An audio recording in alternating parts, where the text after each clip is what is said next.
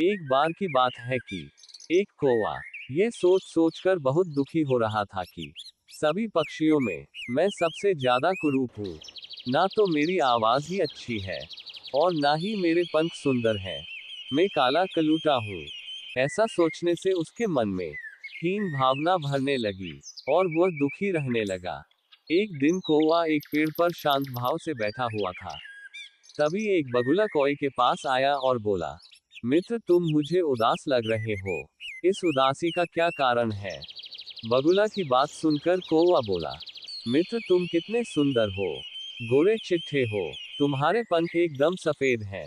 मैं तो बिल्कुल काला हूँ। मुझे कोई पसंद नहीं करता।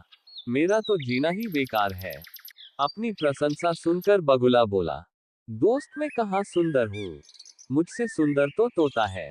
उसके पास हरे हरे पंख हैं, लाल चोंच है और उसकी आवाज सबको कितनी अच्छी लगती है। बगुला की बात सुनकर कौए में सुंदरता को लेकर और जिज्ञासा बढ़ गई।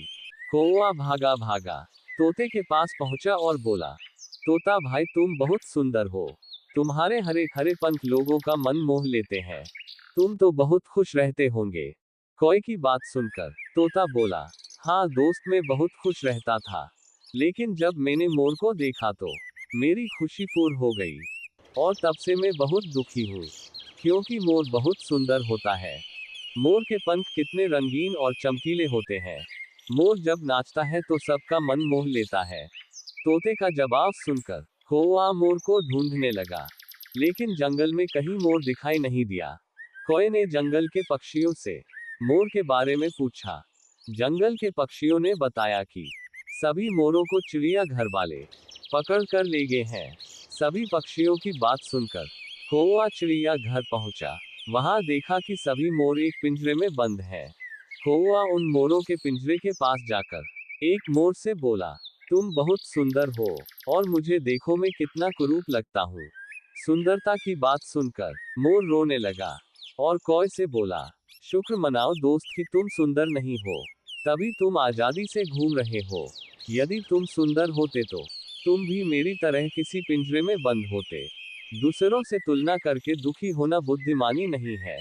रंग रूप का सुंदर होना असली सुंदरता नहीं है।